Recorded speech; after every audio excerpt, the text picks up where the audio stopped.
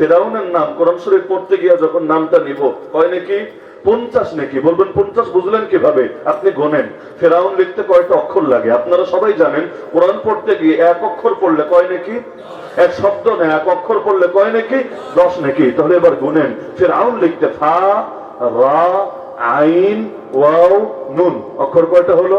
5টা। তাহলে এবার 5 দিয়ে 10 রে আপনি গুণ করেন তাহলে কত হবে? 50 নেকি। তাহলে একবার পড়লে যদি 50 নেকি হয়, এক খতম কোরআন পড়লে 74 বার ফেরাউনের নাম তেলাওয়াত করে কত নেকি আমল নামায় যোগ হয় চিন্তা করেছেন? এর মানে কি এটা ফেরাউন বড় বুজুর্গ ছিল, বড় আল্লাহ আল্লাহ বড় দরবেশ ছিল, এজন্য তার নামের মধ্যেও গিয়ে সওয়াব ঢুকে গিয়েছিল? না না, বরং এই পরিমাণ নষ্ট ছিল, এই পরিমাণ জালেম ছিল, কিয়ামত পর্যন্ত যত জালেম আসবে ওদেরকে বোঝানোর জন্য পারফেক্ট একটা উদাহরণ হতে পেরেছিল। কারণ কোরআন তো আল্লাহ শুধু 1500 বছর আগের জন্য দেন নাই, কোরআন আল্লাহ দিয়েছেন কিয়ামত পর্যন্ত সময়ের জন্য। এই 2025 নবী নাই আমাদের মাঝে, তাতে কি হয়েছে?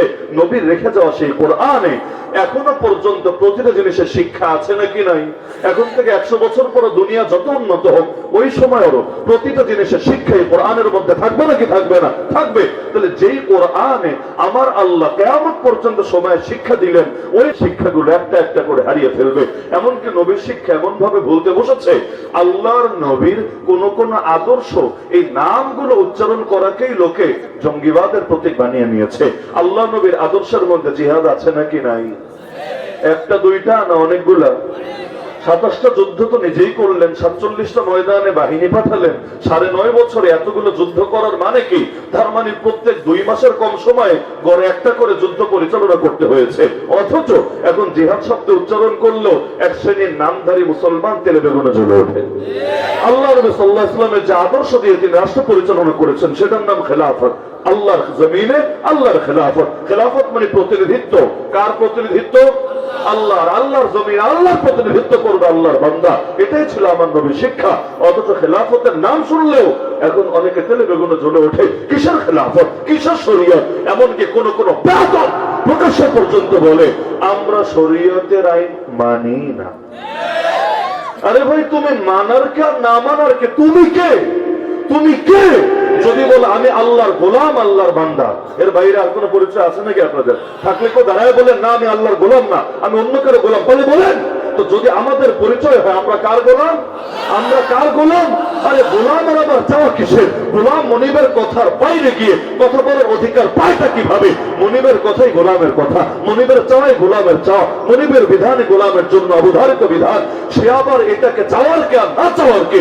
মনে চাইলো চাইলাম, না মনে চাইলো না চাইলাম। আর এমন করলে চাকরি তো টেকে না। চাকরিজীবী আলাদা, গোলাম আলাদা। তো চাকরিজীবীর চাকরি টিকবে না সে যদি তার উপরস্থদের কথা না শোনে। এজন্য আমরাও যখন জেলে, আমাদেরকেও যখন রিমান্ডে ঘুরাতো, ওই পুলিশের একদিকে হাত করা লাগাতো আর একদিকে ক্ষমাও চাইতো। বলতো হুজুর, বিশেষ করে আমার রিমান্ড তো পুরোটা রমজান মাসে, আমাকে বলতো হুজুর রোজা রমজানের দিয়ে বদ্ধ দিয়েন না। কি আর করবো বলেন, উপরের আদেশ।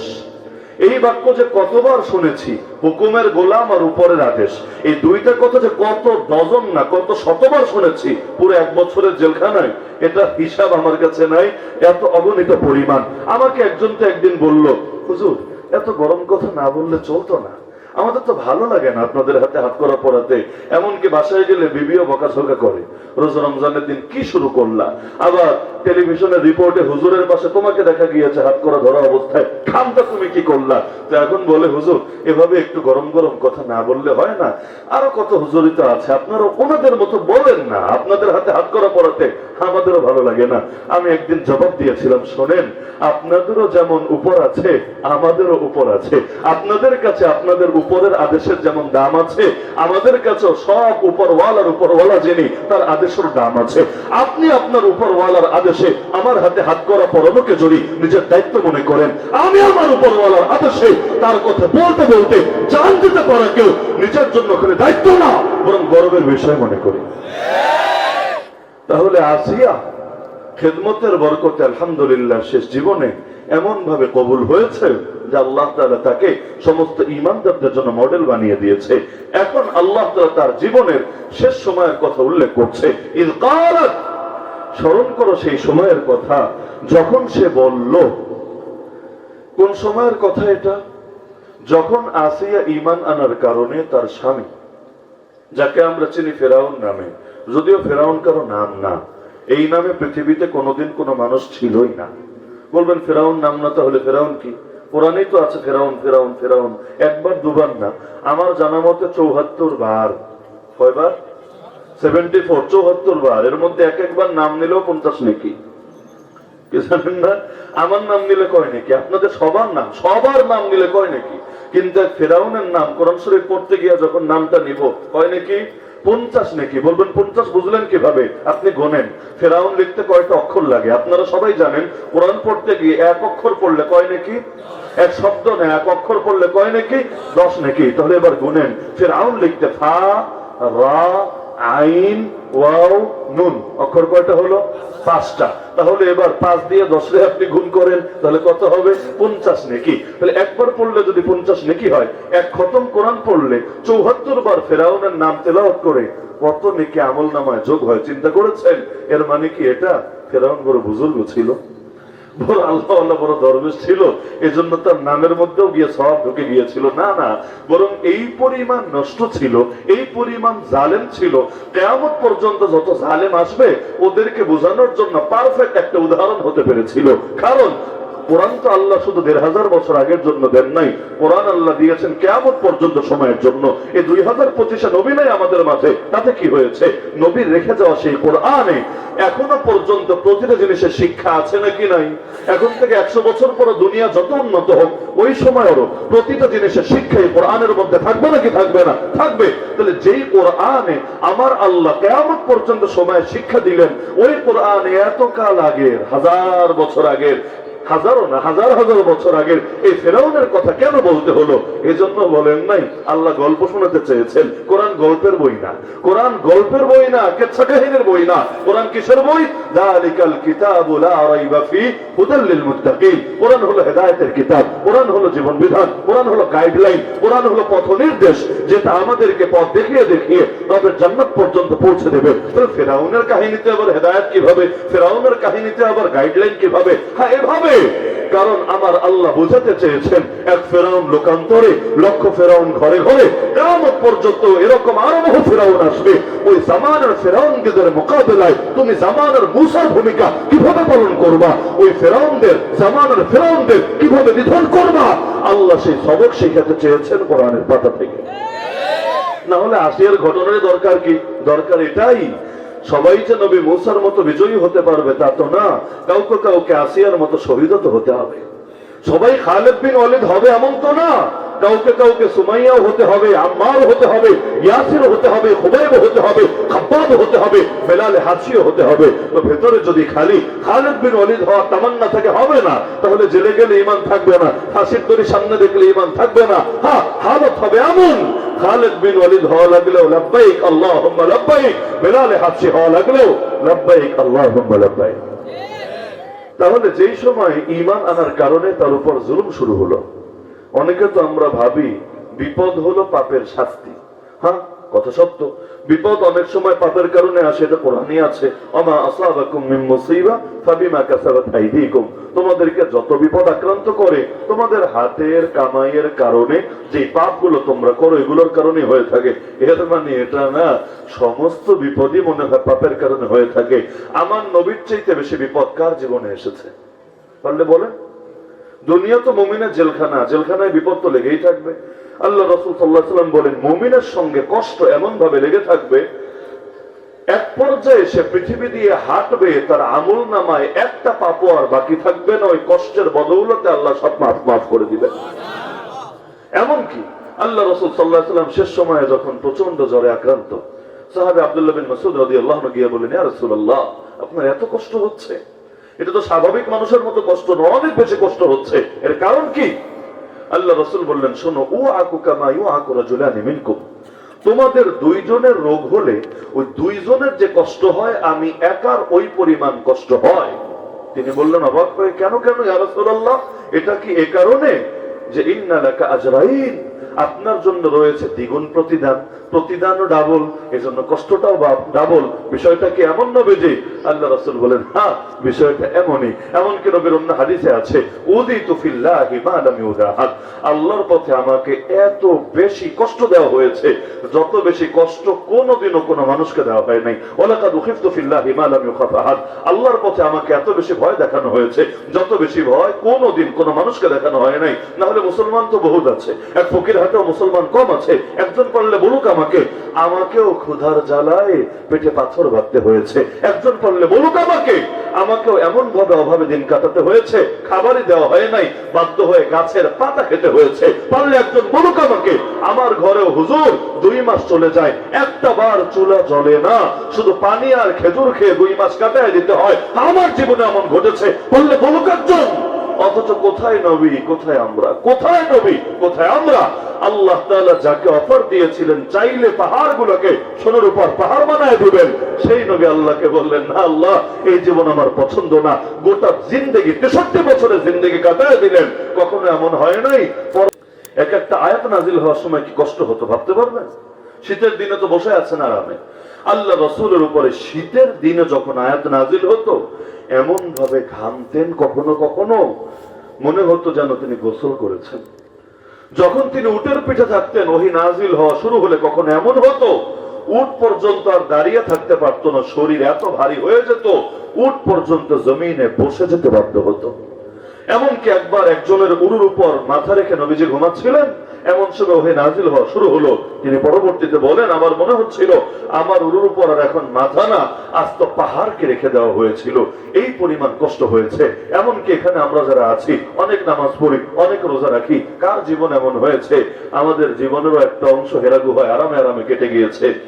আরামে মানে ইবাদতের আরাম, ওই দুনিয়ার আরাম না। না হলে হেরা গুহা তো এমন, আপনাকে যদি একা একা রেখে দিয়ে আসি, দিনেও থাকবেন রাত্রেও থাকবেন, পরপর কয়েকদিন থাকবেন একা একা, অন্য কোনো মানুষ যাবেও না। আপনি ওইখানে যদি সাপে কামড় দেয় চিল্লায় মহিলা যান তাও কেউ শুনবে না, মোবাইলও নাই টেলিফোনও নাই, এভাবে রেখে দিয়ে আসি।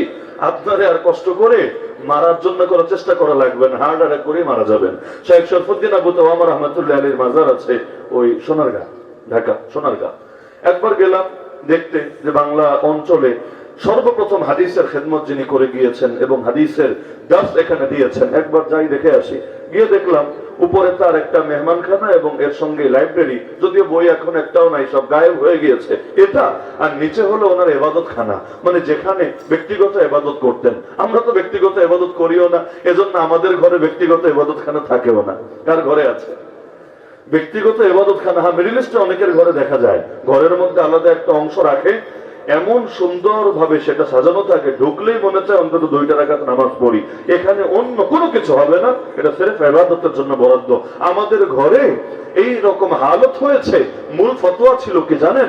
ফরজ নামাজ মসজিদে উত্তম, আর বাকি যে নামাজগুলো আছে সুন্নত বলেন নফল বলেন এগুলো ঘরে উত্তম, যাতে করে মানুষ না দেখে, যাতে করে কে কয় রাকাত নফল পড়ে এগুলোকে কেন্দ্র করে ভেতরে রিয়া আসার সুযোগ না পায়। কিন্তু এই ফতোয়া আমরা আপনাদের শোনাই না। কেন শোনাই না জানেন? যদি বলি সুন্নত পড়বে বাসায় গিয়া, সুন্নতি আর পড়বে না। ওই জুম্মার দিন যারা ইমামের নামাজটা শেষ হওয়ার পরে দৌড় বেড়ে মসজিদ থেকে বের হয়, বাসায় গিয়ে খুব সুন্নত পড়ে, তাই না? সুন্নত পড়ে? সুন্নত পড়ে না। যেদিন তবারক থাকে ওই দিন আবার বাইর হয় না। ওই দিন যেগুলো নামাজ পড়ে না ওইগুলো পর্যন্ত দৌড়ে আসে ঢুকে। ওদের ভাবটা এমন, নামাজ পড়ি নাই, এক পাপ করেছি, তবারক না নিয়ে কি আর এক পাপ করবো নাকি? এত বড় পাপে পাপী হওয়া যাবে না, পাপের পরিমাণটা অন্তত কম রাখা দরকার। এজন্য সিন্নি বিতরণ করার সময় পাপে মারপিট লাগা যায় মাঝে মাঝে, কার চাইতে কে বেশি নেবে। এমনকি যারা নামাজ পড়ে নাই তাদের মধ্যে আরো বেশি নেওয়ার আগ্রহ যায় বেড়ে। আল্লাহ আমাদেরকে এই সমস্ত ভণ্ডামি থেকে হেফাজত করুন। তাহলে আসিয়া যখন ইমানের কারণে তার উপর জুলুম শুরু হলো, তো ইমানের কারণে জুলুম হয় কি না? নেক আমলের কারণেও জুলুম হয় কি না? কারণ আল্লাহ যাকে ভালোবাসে তারই পরীক্ষা করে, যারে তারে আল্লাহ পরীক্ষা করে না। দুনিয়া তো সবাই চাইলে পরীক্ষা দিতে পারে না, পরীক্ষা কে দিবে তারও একটা আলাদা যোগ্যতা লাগে। তা আমার আল্লাহ যার তার থেকে পরীক্ষা নেয় না, আর সবার থেকে একরকম পরীক্ষাও নেয় না। আপনি মাস্টার্সে আছেন, আপনার পরীক্ষা যেভাবে নেব, প্লেয়ার নার্সারিতে যে বাচ্চা আছে ওর পরীক্ষা কি সেভাবে নেব? এটা যৌক্তিক, এটা যৌক্তিক। তাহলে যার ইমান বেলালে হাফসের মতো তার পরীক্ষাটাও তো হবে বেলালের মতো। আর যার ইমান আমার মতো, আপনাদের ভেতরে সবচেয়ে দুর্বল ইমানদার আমি, এজন্য নিজেকে দিয়ে উদাহরণ দিচ্ছি, যার ইমান হবে এরকম তার পরীক্ষাটা হবে এরকম। ইমান যত বাড়বে, ইন্না ইযামাল জাযাই মা ইযামিল বালা ওয়া ইন্নাল্লাহা ইযা হাব্বা কওমান ইবতালাহুম। আমার নবী বলেন, পরীক্ষা যত বড় হবে পুরস্কারও তত বড় হবে। আর আল্লাহ যখন কোন জাতিকে ভালোবাসবে তখনই কেবল তাদেরকে বিপদ দিয়ে পরীক্ষা করবে। এখান থেকে আমি দাবি করতে পারি, আমার দাবি ভুল হইলে বললেন, বর্তমান বাংলাদেশে আল্লাহ যাদেরকে ভালোবাসে তাদের সবার শীর্ষে আছেন উলামায়ে কেরাম। আমার দাবি ভুল হইলে বললেন, বলবেন কিভাবে বুঝবেন? বোঝার বহু আলামত আছে, এর মধ্যে একটা আলামত এটাও বটে, বিগত 16 বছরেও কষ্ট নিয়েন না, অনেকে আবার বিগত আমল টান দিলে অনেকের ভেতরে আবার একটু হয় ঝামেলা। বিগত 16 বছরেও আমি যদি বলি সবচাইতে বেশি জুলুম হয়েছে এই ইসলামপন্থীদের উপর, উলামায়ে কেরামের উপর, আমার কথা কি মিথ্যা হবে? আমার কথা কি ভুল হবে? কেন আসলে এদের উপর পরীক্ষা সবচাইতে বেশি? এরা সবচাইতে বেশি পাপ করে, এরা সবচাইতে বেশি পাপ করে, পাপের সাজা দিয়েছে আল্লাহ এদেরকে না, বরং আল্লাহ রাব্বুল আলামিন ভালোবাসে বলেই তাদেরকে পরীক্ষা নিয়েছে, জামানার বেলাল হওয়ার তৌফিক দিয়েছে। সুতরাং দ্বীনের জন্য পরীক্ষা দেওয়া লাগলে দিতে রাজি আছেন তো ইনশাআল্লাহ? আসিয়ার উপর পরীক্ষা হচ্ছে কিভাবে? কোন কোন ইতিহাসে এমনও আছে, ফেরাউন জল্লাদকে বলল, আসিয়াকে ধরে জিন্দা অবস্থায় তার গা থেকে চামড়া খুলতে শুরু করো। ওই ছাগল যেমন চামড়া খসিয়ে ফেলে শরীর থেকে, মুরগি যেমন চামড়া খসিয়ে ফেলে শরীর থেকে, আসিয়ারে মাইরো না, খুন করো না, জিন্দা অবস্থায় ওর গা থেকে চামড়া খসানো শুরু করো। কেমন লাগবে? আপনি যদি এই পরিস্থিতিতে পড়েন কেমন লাগবে? একটু একটু খসাবো আর জিজ্ঞেস করবো, এখন তো ফেরাউনকে রব মানো, এখন তো নবী মুসা, এখন তো মুসার রবকে অস্বীকার করো, এভাবে জিজ্ঞেস করবো। যদি মানে ভালো, আর যদি না মানে তাহলে জানে এক পর্যায়ে মেরে ফেলবা। আসিয়ার উপর জুলুম হতে হতে হতে এক পর্যায়ে চামড়াও খসানো শুরু হয়ে গেল। একদিকে চামড়া খসায়, আসিয়া তো চাইলে বলতে পারে, আল্লাহ ফেরাউনের দিলটা নরম করো, আল্লাহ আমারে মুক্তি দান করো, বলতে পারে না? দোয়া করা কি নাজায়েজ নাকি? আমরা জেলে গিয়ে দোয়া করি নাই, আল্লাহ তাড়াতাড়ি মুক্তি দান করো, এই মামলাগুলো প্রত্যাহার করো, করি নাই? করেছি, নিষেধ তো কিছু নাই। এবং এই দোয়া করলে ইমানের কোনো ক্ষতি তো নাই, উল্টে ইমান বাড়বে ইনশাআল্লাহ। কারণ সাহায্য আল্লাহর কাছ থেকে যত চাইবেন, দোয়াকে বলা হয়েছে ইবাদতের মগজ, ইনশাআল্লাহ আল্লাহ আপনাকে তত বেশি ভালোবাসবেন। এমনকি দুনিয়াতে যদি কবুল হয়ে ডাইরেক্ট প্রতিদান নাও পান, লস নাই, আল্লাহ কিয়ামতের দিন প্রতিটা দোয়ার বদৌলতে এত দেওয়া দিবেন, এত দেওয়া দিবেন, এত দেওয়া দিবেন, আপনি খুশি হয়ে বলবেন, হায় রে, একটাও যদি নগদে দুনিয়ায় না পেতাম বেশি লাভ হতো, নগদে পেয়ে কমে গেছে, আজকে যদি জমা থাকতো আমার প্রতিদান তো অনেক বেশি থাকতো। এজন্য দোয়ায় কিপটামি করবেন না, দোয়া করতে হাত তুইলা কিপটামি করবেন না। যত কিছু বলার আছে, যেখানে গিয়ে শেষ মুখ দিয়ার কথাই আছে না, তখন হাত তুলে বসে থাকেন, দিলে দিলে আল্লাহকে বলেন। অনেক কিছু এমন মুখ দিয়া বাক্য আসতে চায় না, কিন্তু দিলে দিলে আল্লাহকে বলা যায়, হ্যাঁ বলেন বলেন বলেন, প্রতিটা জিনিস বলেন। যদি একটাও নগদে না পান, লস নাই রে ভাই, নগদে পাইলে লাভ কম, আর কিয়ামতের দিন পাইলে লাভ 1000 গুণ বেশি। দোয়ায় কেন কিপটামি করবেন? প্রতিটা দিন অন্তত 5টা মিনিট হলেও একা একা মসজিদের কোনায় বসে বা ঘরে নিরিবিলিতে নির্জনে বসে আল্লাহর কাছে দোয়া করবেন। কিছু বলেও না যে হুজুর ইনশাআল্লাহ করবো অথবা করবো না, কিছু একটা তো বলবেন। না করলে এটাও বলেন না করবো না, রাগ করছি আপনার উপর, করবো না, এটা অন্তত বলেন। আর করলে বলেন ইনশাআল্লাহ। তাহলে আসিয়া চাইলে তো দোয়াগুলো করতে পারতো, করে নাই। আসিয়া দোয়া করছে কি জানেন? রব্বি ইবনি লি ইনদাকা বাইতান ফিল জান্নাহ, হে আমার রব, দুনিয়ার কিছু চাই না তোমার কাছে, একটাই চাও তোমার কাছে, জান্নাতে তোমার নিকটে একটা ঘর বানিয়ে দিও আমার জন্য। দুনিয়ার ঘর লাগবে না, ফেরাউনের প্রাসাদ লাগবে না, রাজপ্রাসাদ আমার চাই না, বরং তো জান্নাতে, তো জান্নাতে সবখানে না, তোমার নিকটে যেই জান্নাত, ওই জান্নাতে আমি পাপীর জন্য, আমি অধমের জন্য একটা ঘর বানিয়ে দিও। শুধু তাই না, ওয়ানাজ্জিনি মিন ফিরআউন ওয়া আমালি, এই ফেরাউনের সঙ্গে সংসার করতে চাই না, আমাকে ফেরাউন আর তার কুকর্ম থেকে মুক্তি দান করে তোমার কাছে নিয়ে চলো। ওয়ানাজ্জিনি মিনাল কওমিজ জালিমিন, আমাকে জালেম সম্প্রদায়ের হাত থেকে তুমি আখিরাতের জন্য কবুল করে মৃত্যু দিয়ে নিষ্কৃতি দান করো। সবগুলো দোয়াই তো আখিরাতের দোয়া। একদিকে জুলুম হচ্ছে আর একদিকে আল্লাহর বান্দা আখিরাতে সফলতা চাচ্ছে। আল্লাহ এত খুশি হলেন, আল্লাহ এত রাজি হলেন, কিয়ামত পর্যন্ত সব মানুষের জন্য উদাহরণ বানায় দিলেন। না হলে কোরআনে তার আলোচনা এসেছে, এইটাই তো বিশাল ব্যাপার রে ভাই। পজিটিভ ভাবে, নেগেটিভ ভাবে তো না, পজিটিভ ভাবে তার আলোচনা এসেছে, এইটাই তো বড় ব্যাপার। আর সেখানে উদাহরণ, দৃষ্টান্ত, ইমানদারদের মডেল, এর চাইতে বড় সৌভাগ্য আর কি হয়। সুতরাং চেষ্টা করেন, মুমিন যদি হন বিপদ আসবেই। ইমানের পথে যত আগাবেন তত বেশি ষড়যন্ত্রের শিকার হবেন। কামনা করে বসে থাকেন, দুশ্মন নাই। যত কাজ করবেন দেখবেন তত বেশি দুশ্মন বাড়বে। আল্লাহর দ্বীনের কথা বলবেন, লোকে গালি দিবে। আল্লাহর দ্বীনের পথে চলবেন, লোকে আপনাকে বিভিন্ন ভাবে হয়রানি করবে।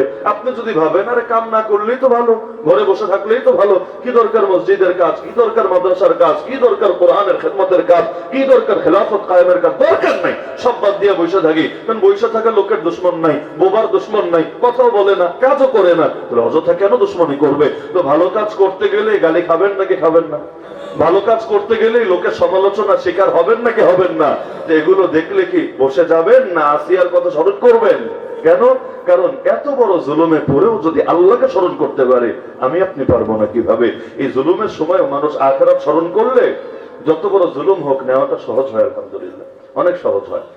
আমার এখনো মনে পড়ে, আমরা তখন কাশিমপুর কারাগারে টানা 3 মাস এমন হলো, ওই যে কি বলে লকডাউন, করোনার কারণে লকডাউন, এ কারণে সব বন্ধ, কোর্ট কাছারিও বন্ধ, কোনো জামিনও হয় না। কোর্ট বন্ধ থাকলে আবার জামিন হবে কোত্থেকে? জামিনও হয় না, ফ্যামিলির সাথে সাক্ষাৎও বন্ধ ওই করোনার অজুহাত দিয়ে। আর অন্যদের জন্য সপ্তাহে 10 মিনিট করে টেলিফোন করার ব্যবস্থা রেখেছে সরকারি ভাবে। আমরা যেহেতু হুজুর মানুষ, আমাদের অধিকারও নাই, কারণ আমাদের ফ্যামিলি নেওয়ার খবর, ফ্যামিলির খোঁজ নেওয়া কেন লাগবে? তো এই অবস্থায় আছি। 3টা মাস পর প্রথম যখন একদিন এসে জামিন ডাকলো, সকালবেলা একজনের নাম ডাকলো, আমাদের 6তলা বিল্ডিং, এর মধ্যে এত আসামি, মাঝখানে একজনের মাত্র নাম আসলো, সবাই এমন জোরে তাকবীর দিয়ে উঠলো। এখন তো তাকবীর দিলেও সমস্যা, ওই খেলায় দিতে তাকবীর দিয়েও ইন্ডিয়ান নাকি মাথা গরম হয়ে যায়, মাঝে মাঝে শোনা যায় এমন। তো এখন সবাই তাকবীর দিল। শুধু তাই না, হযরত মাওলানা মঞ্জুরুল ইসলাম আফেন্দি, অনেকে হয়তো চেনেন, আমার এখনো মনে পড়ে, তিনি একটা আয়াত চিৎকার করে পড়ে উঠলেন, চিৎকার করে একটা আয়াত। এখন যারা আলেম তারা তো আরবি বুঝেছে, আর যারা সাধারণ তারা বুঝে নাই। হুজুর হঠাৎ চিল্লান মারলো কি কারণে? তিনি চিৎকার করে বললেন, ইন্নামা ইউওয়াফাস সাবিরুনা আজরাহুম বিগাইরি হিসাব। এরপর বলেন, ওয়াহুয়াল্লাযী ইউনাজ্জিলুল গায়সা মিন বাদি মা কানাতু। আরে আমার আল্লাহ তো সেই আল্লাহ, বান্দা নিরাশ হওয়ার পর তিনি আবার রহমতের বারিধারা বর্ষণ করতে শুরু করেছেন। এবং কিয়ামতের দিন আমার আল্লাহ যারা সবর করে তাদেরকে গুনে গুনে প্রতিদান দিবেন না, যে তোরে 10 নেকি, তোরে 50 নেকি, তোরে 1000 নেকি, তোরে এভাবে দিলাম না। যারা সবর করে আমার আল্লাহ তাদেরকে বেহিসাব দিয়ে দিবেন। এমন ভালো লাগলো আয়াতটা শোনার পরে। মানে 3 মাসে যত কষ্ট জমেছিল, কেন জানো আখিরাতে আল্লাহ হিসাব ছাড়া দিবে, হিসাব কইরা দিবে না, হিসাব ছাড়া দিবে। এটা শুনে এমন ভালো লাগলো। আরে আমার নয় তো 3 মাসের কষ্ট, আল্লাহ যখন দেওয়ার সময় হিসাব ছাড়া দিবে, তখন তো 3 মাস না 3 বছর আর গুনবে না। আমার আল্লাহ যত বড়, তার দান হবে ইনশাআল্লাহ তত বড়। এজন্য সদা সর্বদা মৃত্যুকে যদি স্মরণে রাখতে পারেন, আখিরাতকে স্মরণ রাখতে পারেন, ইবাদতে আলাদা শক্তি পাবেন, আর যে কোনো কঠিন পরীক্ষায় নিজেকে অবিচল রাখতে পারবেন। হযরত মাওলানা আওরঙ্গজেব ফারুকী হাফিজাহুল্লাহ, এখন তো ইতিমধ্যে অনেকে চিনে ফেলার কথা, পাকিস্তানের প্রখ্যাত আলেমে দ্বীন, বাংলাদেশে তো মোটামুটি প্রতিটা বিভাগে ইতিমধ্যে সফর সম্পন্ন করেছেন। তো হযরত যখন আমরা দেশে আনলাম, দেশে আনার আগে তো আমরা খুব চিন্তায় ছিলাম, বাঙালি চেনেই না, তো যেহেতু চেনে না, দেশে কি যথাযথ মূল্যায়ন হবে এবং আমরা তার যথাযথ প্রোগ্রামের ইন্তজাম করতে পারবো? অবশেষে যখন আসলেন, আমার নিজেরও আগ্রহ, যে আগে তো দেখা হয়েছে ওমরার সময় বা দূরবর্তী সফরে, একজন মানুষকে কিন্তু কয়েকটা টাইমে ভালো চেনা যায়। এর মধ্যে অন্যতম হলো সফরে, দ্বিতীয় হলো লেনদেন করলে। এগুলো হলে যে কোনো মানুষকে একদম মানে আসল রূপটা চেনা যায়। প্রথম সফরই হলো আমাদের নওগাঁয়, বহুদূর, ঢাকা থেকে নওগাঁ কোথায়, আবার নওগাঁ থেকে ঢাকা কোথায়। অবাক হয়ে লক্ষ্য করলাম, আমাদের সব সাথীরা অবাক হলো, এই যে পাকিস্তান থেকে সফর করে এসেছেন, ডাইরেক্ট বিমানই নাই পাকিস্তান থেকে, এখনো ডাইরেক্ট ফ্লাইট নেই, বহুত আরেক দেশ হয়ে বিশাল ট্রানজিটের টাইম গিয়ে এত লম্বা সফর করে এমনি জানে পানি থাকার কথা না, আমি হলে আমারও থাকবে না, ক্লান্ত হওয়ার কথা। কিন্তু এসে এয়ারপোর্টে নেমেছিলেন ঢাকায় রাত 2টার পরে, বাসায় আস্তে আস্তে মোটামুটি 3টা পার হয়ে গিয়েছে, মানে ফজরের আজানের খুব বেশি টাইম বাকি নাই। এই সময়েও এত দীর্ঘ সফরের পরেও এসেই কারোর সাথে কথাবার্তা নাই, অন্য কোনো কাজ নাই, জায়নামাজটা বিছিয়ে নামাজে দাঁড়িয়ে গেছে। তাহাজ্জুদ। এরপর ফজর গেল, ফজরের পরেও ঘুম নাই, ইশরাক পরে তারপর অন্য কথা, মাগরিব হলে মাগরিবের পরেও সফর থাক যা থাক, আগে আউয়াবিন, তারপর অন্য কথা। অবাক হয়ে গেলাম, আমাদের এক সাথী 3 নম্বর দিন জিজ্ঞাসাই করে বসলো, হযরত এত বেশি ইবাদত, সফরে তো আল্লাহ 4 রাকাতের নামাজও 2 রাকাত বানিয়ে দিয়েছেন। আসলে সফরে 4 রাকাতের ফরজ নামাজও তো আমার আল্লাহ 2 রাকাত বানিয়ে দিয়েছেন। আর সুন্নতটাও ওই সুন্নতে মুআক্কাদা যেগুলো আছে, আপনার যদি সফরে বেশি চাপ থাকে, বেশি তাড়া থাকে, এই সুন্নতে মুআক্কাদাও যদি আপনি না করেন, আপনার কোনো পাপ হবে, আল্লাহ ধরবে এটার জন্য। যেখানে আল্লাহ এগুলোকে সহজ করেছেন, সেখানে আপনার তাহাজ্জুদ ছুটছে না, ইশরাক ছুটছে না, আওয়াবিন ছুটছে না। এমনকি বিমানে আমরা দেখেছি, আমরা হয়তো বসে কথা বলছি, বিভিন্ন বিষয়ে মত বিনিময় করছি, তো তিনি বসে কোরআন যে হাতে নিয়ে পড়ছেন আর পড়ছেন আর পড়ছেন আর পড়ছেন। তো জিজ্ঞেস করলো যে হযরত ইবাদত তো অনেকেই করে, ঠিক আছে, কিন্তু এত চাপ নেওয়ার কারণটা কি? এক বাক্যে বললেন, শোনো, আমার উপর তো একাধিকবার হামলা হয়েছে। পাকিস্তানে তো জানেনি, আলেমদের উপর হামলা হওয়া, তাদেরকে শহীদ করা খুব স্বাভাবিক ব্যাপার। 1971 আমাদের স্বাধীনতার যে কয়টা লাভ এসেছে, এর মধ্যে একটা লাভ এটাও বটে, আমাদের আলেমরা অন্তত গুলির হাত থেকে বাঁচছে। নাহলে পাকিস্তানের বড় বড় আলেমদের নাম বললে অধিকাংশের আগে শহীদ বলা লাগে, শহীদ শহীদ শহীদ, জানে মেরে ফেলেছে। তো বলেন একাধিকবার হামলা হয়েছে, এখনো আমার কাছে নিউজ আছে, যে কোনো সময় সুযোগ পেলেই আমাকে মেরে ফেলবে গুপ্ত হত্যা করার জন্য। ওদের আলাদা বাজেটও আছে, আলাদা লোকও নির্ধারিত আছে। তো যার কারণে প্রতিটা দিন এটাই ভাবি, আজকেই মনে হয় এটা শেষ দিন। প্রতিটা নামাজের সময় এটা ভাবি, আজকেই মনে হয় এই নামাজটাই শেষ নামাজ। প্রতিটা দোয়ার সময় ভাবি, এই দোয়াটাই হয়তো শেষ দোয়া। তো যার কারণে মাওলানা আপনাদের হয়তো আল্লাহ লম্বা হায়াত দিয়েছেন, আপনারা একটা লম্বা টাইম নিয়ে নিজেদেরকে একটা প্রস্তুত করতে পারেন যে 60 বছর থাকলে এরকম, 70 বছর থাকলে এরকম। কিন্তু মাওলানা আমার তো টাইম নাই, যে কোনো সময় মরে যেতে পারি। এজন্য সর্বদা ইবাদতের ক্ষেত্রে সর্বোচ্চটুকু করার চেষ্টা করি। আমি চিন্তা করলাম, সুবহানাল্লাহ, আমরা যদি খালি একটা যোগ্যতা অর্জন করতে পারি যে সব সময় মরার জন্য রেডি, আর কিচ্ছু লাগবে না। সব সময় মরার জন্য কেউ যদি রেডি হতে পারে, আর কিচ্ছু লাগবে না, সে জামানার শ্রেষ্ঠ হলি হয়ে দুনিয়া থেকে যাবে ইনশাআল্লাহ। আপনাদের থেকে এটা আশা করা যায় না ইনশাআল্লাহ। যে কোনো ইবাদত করার সময় আখিরাত সামনে রাখবেন, যে কোনো মুসিবত আসলেও আখিরাত সামনে রাখবেন, এমনকি যে কোনো কাজ করার আগে আখিরাত চিন্তা করবেন ইনশাআল্লাহ। হারামে জড়াতে গেলেও তখন 10 বার ভাববেন, একটা টাকা হারাম খেতে গেলেও 10 বার ভাববেন, তখন কারো দিকে বদনজর দিতে গেলেও চিন্তা হবে অটোমেটিক। দুনিয়ায় হয়তো 5 সেকেন্ড মজা নিলাম, কিন্তু হাসরের ময়দানে আল্লাহ ধরে যখন চোখে জ্বলন্ত শিশা ঢেলে দিবে, এটা সহ্য করার ক্ষমতা তো আমার নাই। সুতরাং এই আসিয়ার ঘটনা থেকে শিক্ষাটা আমরা নিতে পারি ইনশাআল্লাহ। হর হালতে আমরা আল্লাহর কাছে উত্তম বিনিময় পাওয়ার আশা রাখবো। আমাদের আখিরাতের বাড়িটা যাতে ঠিক থাকে, ওইটা যাতে হাতছাড়া না হয়, এটার ব্যাপারে সচেষ্ট থাকবো। এসেছে জান্নাত থেকে, ফিরেও যেতে হবে জান্নাতে। আমাদের বাবা দুনিয়াতে এসেছেন পরে, জান্নাতে থেকেছেন আগে। কি নাম সেই বাবা? আমরা সবাই নবীর সন্তান আলহামদুলিল্লাহ। আমাদের পিতা, আদি পিতা সেই নবী আদম আলাইহিস সালাম, তিনি জান্নাত থেকে এসেছেন, জান্নাতে ফিরে গিয়েছেন। আমরাও জান্নাত থেকে এসেছি, জান্নাতে ফিরে যেতে হবেই হবে ইনশাআল্লাহ। অন্তত পাপ তো থাকেই সবার, কিন্তু অন্তত এই পরিমাণ পাপ করা উচিত না যে নিজের বাড়িতে ফেরার মুখে আর থাকে না, ওই যোগ্যতাই আর থাকে না। কারণ তখন এই পরিমাণ পাপী হয়েছে যে ওইটার মতো উপযুক্ততাই তার ভেতরে কাজ করে না। যেমন ধরেন কারোবারি গোপালগঞ্জে, কিন্তু এমন কিছু কাজ করেছে, গোপালগঞ্জ দূরের কথা, বাংলাদেশে ঢোকার মুখে আর থাকে না। তো পাপ তো বহু রকম আছে, কিন্তু এমন আকাম করার দরকারটা কি যে মরার পরে নিজের ভিটা বাড়িতে একটু দাফন হবে, ওই কপালটাও নসিবে জোটে না। এমনকি শেষ সময়ে একটু প্রতিবেশীদের